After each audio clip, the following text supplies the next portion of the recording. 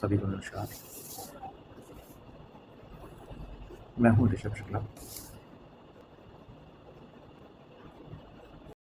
आज से हम लोग मैथ्स पढ़ेंगे ऑनलाइन और उसमें हम लोग स्टार्ट करेंगे क्लास 10th का फर्स्ट चैप्टर रियल नंबर्स। तो ये रियल नंबर्स क्या होते हैं उससे पहले हम लोग समझेंगे कि ये नेचुरल नंबर्स क्या होते हैं। नेचुरल नंबर्स, तो नेचुरल नंबर्स हम लोग किसे कहते हैं? Natural numbers. आपने 9th में भी पढ़ा होगा, उससे पहले भी पढ़ा होगा कि नेचुरल नंबर्स हम लोग कैसे कहते हैं? वो नंबर्स जो कहाँ से स्टार्ट होते हैं? 1 से स्टार्ट, 1 2 3 और यहाँ से अगर हम लोग चलते चले जाएँ और इन्फिनिटी, मतलब अगर हम लोग बात करें 1001, 2001, 2010, वॉट एवर द नंबर, 1 से लेके इन्फिनिटी तक जो भी नंबर्स अगर हम लोग सोचेंगे वो सभी किस में आएंगे? नेचुरल नंबर्स में। ये डिनोट किया जाता है एन से। किससे? एन से। एन इज द एन से डिनोट किया जाता है नेचुरल नंबर्स। अब हम लोग बात करेंगे होल नंबर्स किन्हें कहते हैं? Whole numbers. तो होल नंबर्स हम लोग कहते हैं वो नंबर्स जो और इसका मतलब इसको किससे डिनोट किया जाता है? डब्ल्यू से। डब्ल्यू से हम लोग डिनोट करते हैं होल नंबर्स और ये स्टार्ट होते हैं 0 से। 0 1 2 3 dot dot dot up to infinity. मतलब वो सारे ही नंबर्स जो 0 से लेके इन्फिनिटी के बीच में है वो सभी इंटीजर्स होल नंबर्स होते हैं। अभी हम लोगों ने इंटीजर्स और नहीं देखा, तो इंटीजर्स की भी हम लोग बात कर लेते हैं। What are integers? Integers denote होता है हम लोग करते हैं z से भी और i से और z से। और अब ये क्या होते हैं? ये वो नंबर्स होते हैं जिनमें डेसिमल पॉइंट्स नहीं होते। जैसे इसमें नेगेटिव भी होगा, यानी माइनस इन्फिनिटी से लेके -2, -1, -0, 1, 2 अप टू इन्फिनिटी तक। यानी वो सभी नंबर्स जो माइनस इन्फिनिटी से लेके इन्फिनिटी के बीच में आते हैं और जिनमें डेसिमल प्लेसेस नहीं होती हैं, डेसिमल पॉइंट्स नहीं होती हैं, वो हमारे इंटीजर्स कहलाते हैं। होल नंबर्स हो गया, नेचुरल नंबर्स हो गया, होल नंबर्स हो गया, इंटीजर्स। अब हम लोग बात करेंगे रेशनल नंबर्स। रेशनल नंबर्स हम लोग डिनोट करते हैं आर से डिनोट करते हैं। और ये क्या होता है? ये वो नंबर्स होते हैं जिनको हम लोग p/q के फॉर्म में लिख सकें। और कंडीशन क्या है? p, q हमारे क्या हो? आर इंटीजर्स हो एंड q जो है वो 0 नहीं हो। तो इसको हम लोग एग्जाम्पल से ऐसे लिखते हैं, जैसे 1 क्या है हमारा?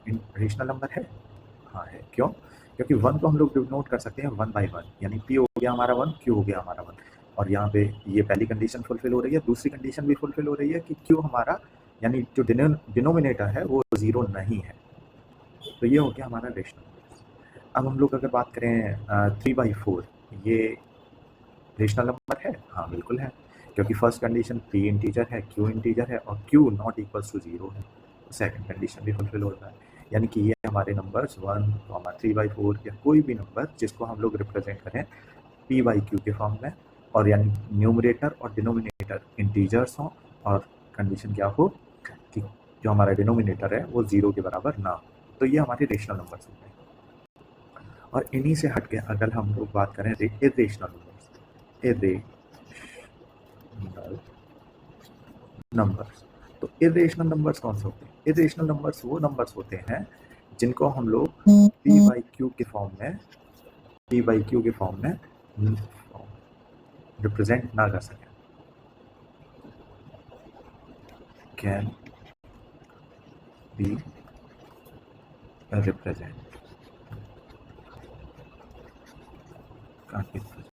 जिनको हम लोग p/q के फॉर्म में नहीं लिख सकते। जैसे एग्जांपल एग्जाम्पल अगर हम लोग देखेंगे, वो डेसिमल नंबर्स जो टर्मिनेट नहीं होते हैं, 1,2,3,5,4,5,7,3,9 मतलब ये हमारा इरेशनल नंबर हो गया। क्यों? क्योंकि हम लोग इसको p बाई क्यू के फॉर्म में नहीं लिख सकते।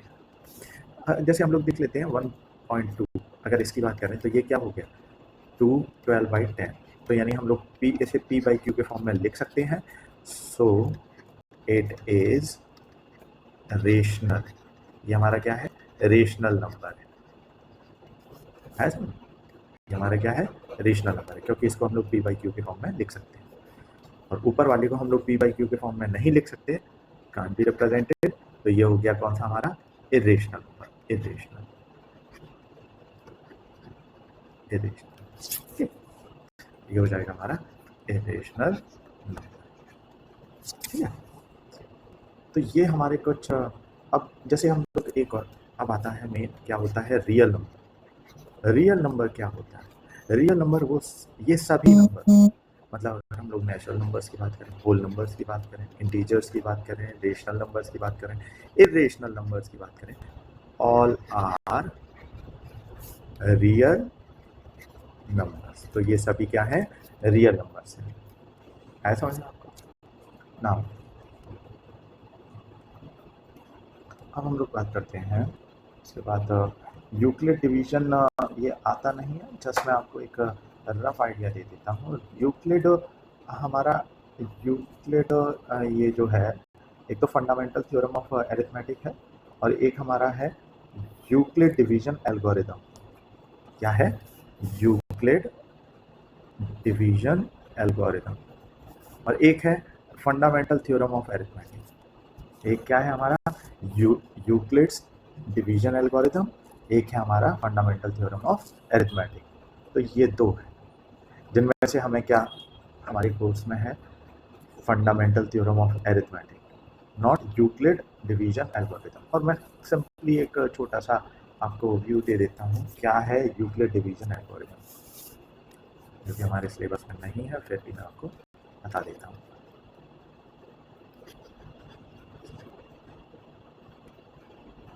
सॉरी,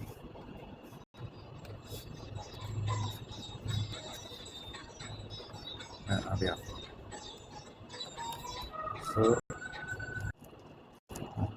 तो हम लोग बात कर रहे थे Euclid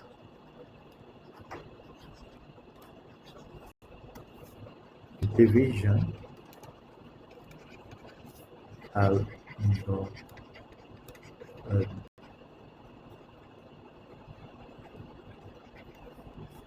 Euclid division algorithm.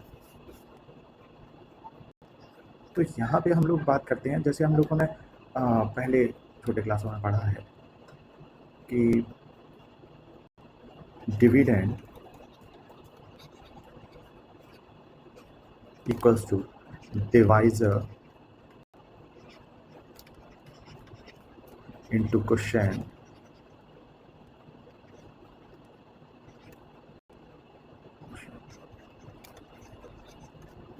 Plus remainder, okay, divisor into quotient plus reminder.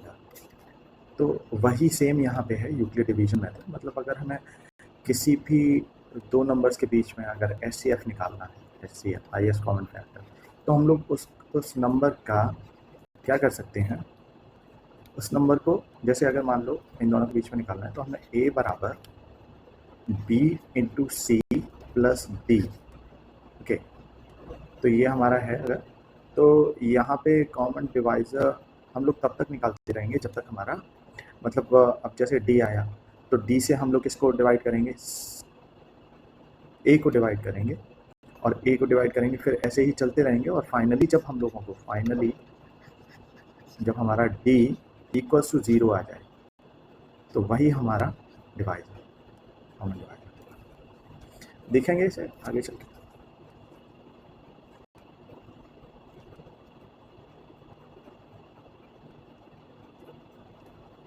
एक बार मैं फिर से यहाँ पे दिखा देता हूँ आपको यूक्लिड डिवीजन मेथड, अगर यहाँ दिया गया, यहाँ नहीं, चलिए मैं आगे फर्दर कर तो फंडामेंटल थ्योरम ऑफ अरिथमेटिक, ये क्या होता है? What is fundamental theorem of arithmetic? तो यहाँ पे हम लोग देखते हैं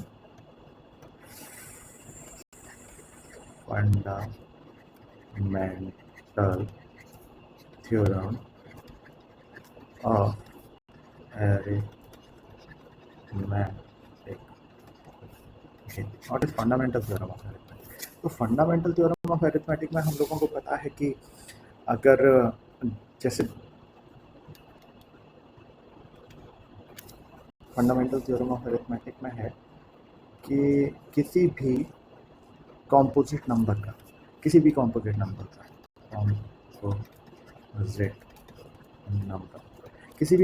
नंबर का जो फैक्टराइजेशन होगा, प्राइम फैक्टराइजेशन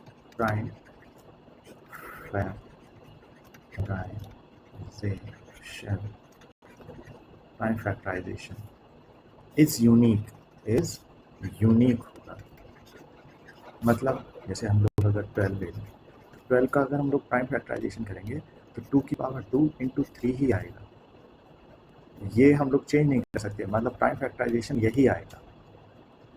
हाँ, इसका ऑर्डर चेंज कर सकते हैं, 3 इधर कर सकते हैं और 2 को इधर कर सकते हैं, दैट कैन बी पॉसिबल। मतलब 3 इंटू 2 की पावर 2 ये हम लोग लिख सकते हैं, but we can not write this as 5 into 2 into 3 और something else. So we can not write this, but हाँ ये ऑर्डर चेंज कर सकते हैं, we can change the order but we can not do this. Okay, so prime factorization is unique for any of the composite numbers. So this fundamental theorem of arithmetic shows that. Now we will move on to our next part, that is so यहाँ पे देखिए आप देखा भी हुआ है, every composite number can be expressed factorized as a product of the primes, and this factorization is unique apart from the order in which the prime factor occurs. So as I said, here the factorization is unique, 11 into 23. We can change the order 23 into 11, हम लोग ये कर सकते हैं, but हम लोग इसे और कुछ नहीं लिख सकते। मतलब यहाँ पे 23 की जगह हम लोग कोई दूसरा नंबर लिखें, कैन नॉट बी पॉसिबल। सो ये जो हमारा फंडामेंटल थ्योरम ऑफ अरिथमेटिक है, ये आप ध्यान में रखिएगा।